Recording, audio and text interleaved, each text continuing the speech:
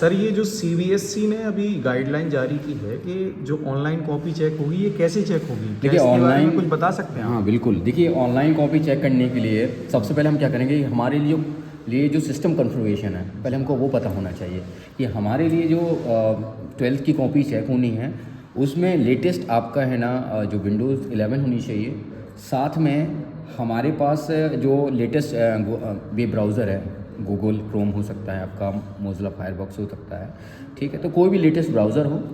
साथ में आपको क्या करना है, आपको जाना है यहाँ पर सर्च बार पर गूगल क्रोम, जैसे मैंने गूगल क्रोम खोला हुआ है, मैं आपको एक नई टैब में बता दे रहा हूँ। अब इस तरीके से यहाँ सर्च बार पे जाएंगे और चाहें तो यहाँ पर आप लिख सकते हैं ऑन स्क्रीन मार्किंग पोर्टल, जो कि मैंने ऑलरेडी पहले लिखा हुआ है, और एंटर प्रेस करेंगे।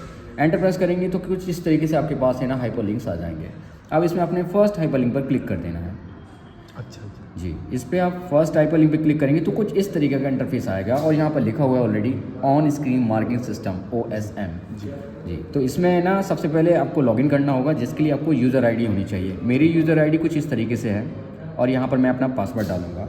पासवर्ड क्या आप ये यूज़र आईडी दिखा सकते हैं? हाँ, मैं दिखा नहीं सकता, लेकिन ये है कि वो आप जो भी टीचर्स इसको है ना वो कर रहे होंगे, चेक कर रहे होंगे, उनके पास खुद की यूज़र आईडी आएगी, खुद का पासवर्ड होगा। ठीक है, तो यहाँ पर आप पासवर्ड डालेंगे, यहाँ पर आप स्कूल नंबर डालेंगे और यहाँ पर अपना है ना डेट ऑफ बर्थ डालेंगे। ठीक है, इसके बाद नीचे लिखा हुआ है सेंड OTP, आप इस पर क्लिक करेंगे तो यहाँ पर आपको है ना क्या होगा कि आपको यहाँ पर OTP नंबर जो भी आएगा आपको उस पर कर देना है। ठीक है, और इसके बाद आपको लॉगिन पर है ना क्लिक करना पड़ेगा, जो आपको नीचे इंटरफेस में दिखेगा। तो कुछ इस तरीके का आपका इंटरफेस खुल के आएगा। ये कॉपी खुल गई, ये कॉपी खुल गई है। पहला पेज नहीं, सबसे आगे मेन पेज के लिए आपको है ना क्या करना पड़ेगा, इसको बैक करना पड़ेगा। एक्चुअली मैंने क्या है यहाँ ऑलरेडी मेरे पास, मुझे फर्स्ट पेज देखना है, कैसे देखना? फर्स्ट पेज के लिए आपको है ना दोबारा मैं यहाँ पर लॉगिन करके बताना पड़ेगा मुझे। लॉगिन करके दिखाइए। ठीक है, लॉगिन करके मैं दिखाता हूँ, जिसके लिए मुझे यहाँ पर ईमेल पासवर्ड को लिखना पड़ेगा।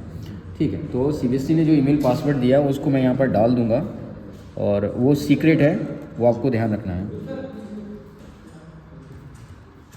ओके, इसके बाद यहाँ पर आप अपना स्कूल नंबर डाल देंगे और यहाँ पर अपना डेट ऑफ बर्थ डाल देंगे।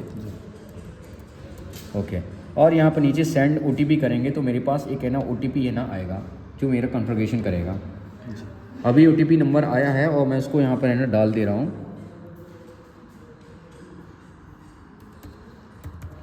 Okay, now login. ओके, सो सक्सेसफुली हम लोग लॉगिन होके कुछ इस तरीके का इंटरफेस आपका सामने आएगा।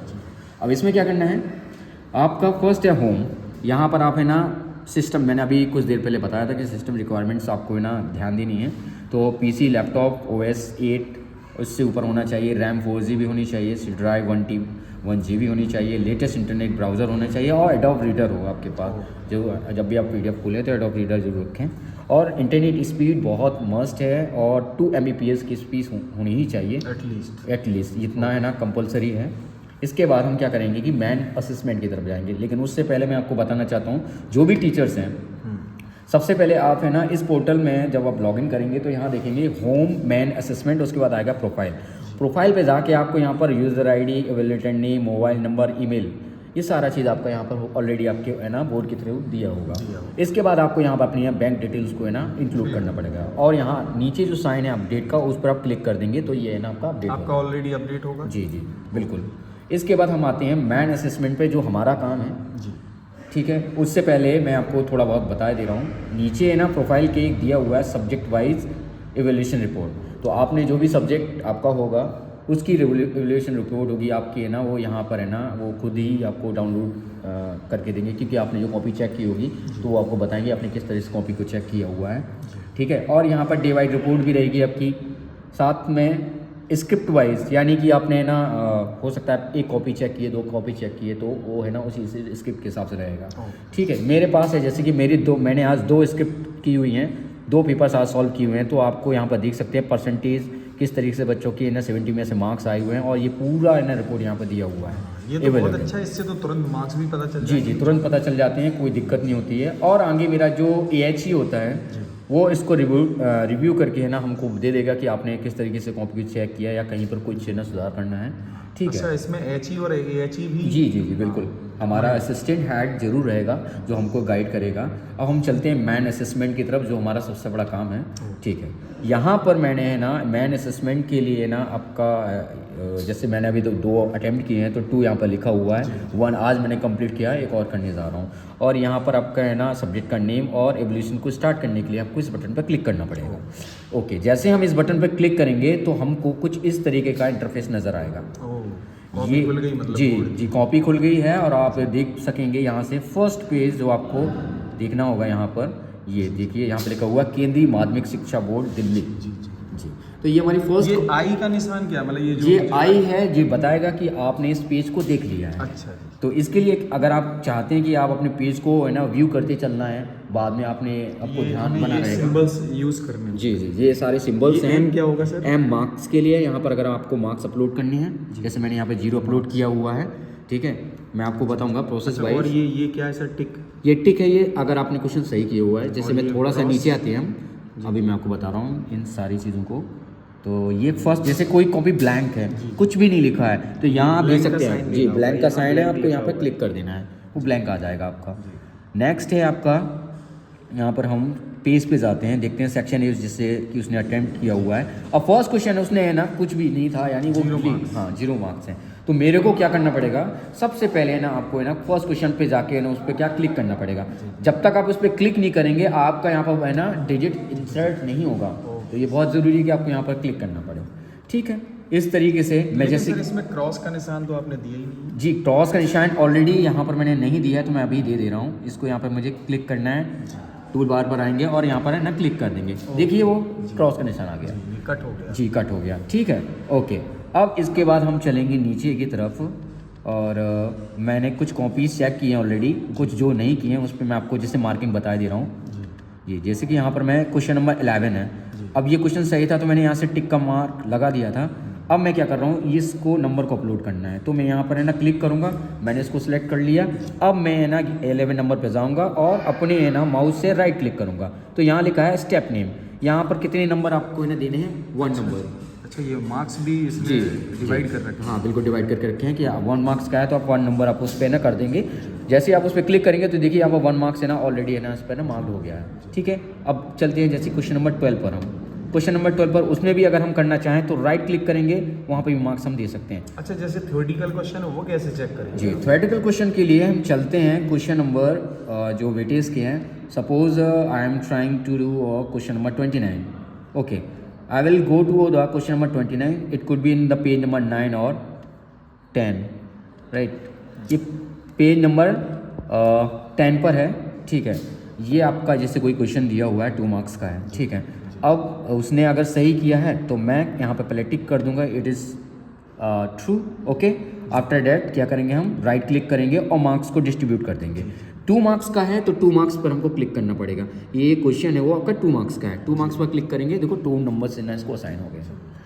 तो इस तरीके से थ्योरेटिकल क्वेश्चंस को हम है ना एवेल्यूएट करेंगे। तो मतलब ये कॉपी हमारी ऑनलाइन चेक होगी इस तरह जी, से, और जी। हम बच्चों के मार्क्स यहीं से डिसाइड कर देंगे। बिल्कुल बिल्कुल बिल्कुल। अब एक चीज़ और, अच्छा, मैं इसमें सर बच्चों का नुकसान है या फ़ायदा है, आप क्या इसमें बताना चाहते हैं? देखिए बच्चों का नुकसान नहीं है, लेकिन टीचर के लिए चैलेंजिंग ये है कि थोड़ा सा उसको है ना केयरफुल रहना पड़ेगा। बच्चों का नुकसान कुछ नहीं है, स्टेप मार्किंग भी है। ये मार्क्स डिस्ट्रीब्यूशन आपने देखा होगा, मैं आपको अभी यहाँ बताऊँ, मान लो कि मैंने यहाँ पर आपको 2 मार्क्स दिए हुए हैं और मैं ऐसा इस मार्क्स को पहले अलग करना चाहूँ जैसे कि, ठीक है, तो मैंने इसको अलग कर दिया अभी। ठीक है, ओके। अब मैं दोबारा इसमें मार्क्स डिस्ट्रीब्यूशन करना चाह रहा हूँ। मैं चाह रहा हूँ कि यहाँ पर मुझे है ना बच्चे को क्वेश्चन नंबर 29, ठीक है, ओके, और यहाँ पर मैं ना मार्क्स देने की कोशिश करूँगा, राइट क्लिक करूँगा। पहले तो मैं इस मार्क्स को है ना अटेम्प्ट करना चाहूँगा यहाँ पर, जैसे कि है। चलिए कोई और दूसरे क्वेश्चन पे देखते हैं, जैसे ये है।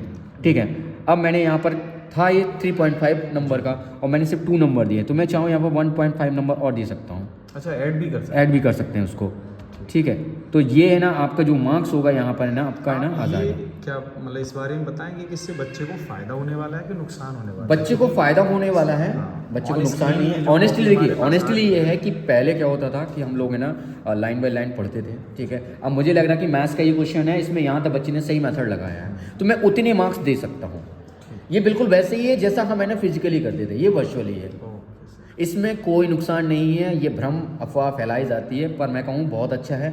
इसमें आसान ये है कि मुझे पेज नहीं पलटने पड़ेंगे, ठीक है, मैं जस्ट क्लिक से कर सकता हूँ। कंफर्टेबल ये है कि मैं कहीं भी बैठ के भी है ना आराम से ना कॉपी को चेक कर सकता हूँ। तो जो भी एवेलेटर है उनके लिए बहुत आसान है। होम भी हो सकता है। हाँ ये है, लेकिन अब सीबीएसई जो भी गाइडलाइन देगी हमको उसको फॉलो करना पड़ेगा। Maybe it could we have chances we get a centre, right, there the people will try to check the copies, right. धन्यवाद सर इसके लिए। सर आपने बहुत अच्छी जानकारी दी और बच्चों का एक जो भ्रम था वो भ्रम भी खत्म होगा। जी सर। और ऑनलाइन कॉपी कैसे चेक करनी है टीचर्स को, उनको भी आपके थ्रू एक ट्रेनिंग मिल गई है। जी सर। वो आपसे बहुत कुछ सीख सकते हैं। जी। क्या आप अपने उन टीचर्स के लिए कुछ कहना चाहेंगे जो कॉपी चेक करेंगे आगे? हाँ, मैं यही कहूँगा कि जब भी कोई नई चीज़ हम सीखते हैं तो हमारे माइंड में ये रहता है, थोड़ा सा इल्यूजन रहता है, और इल्यूजन तभी होता है जब हम किसी चीज़ को जानते नहीं हैं। तो हमेशा try to understand the things, और नई चीज़ों को आप जितना अडॉप्ट करेंगे आप उतना ही जानेंगे। ओके सर, तो थैंक यू सर। अच्छा जी, तो मेरे प्यारे बच्चों और मेरे प्यारे टीचर्स, मैं आप सबको यही बताना चाहूँगा कि ऑनलाइन जो कॉपी चेक हो रही है ऑन स्क्रीन, इससे कोई किसी का नुकसान नहीं होने वाला, ना टीचर्स का ना स्टूडेंट्स का। हाँ, थोड़ा सा नया सिस्टम आया है तो इससे थोड़ी सी प्रॉब्लम तो पड़ेगी, लेकिन वो कुछ दिनों की रहेगी, लगातार नहीं होगी।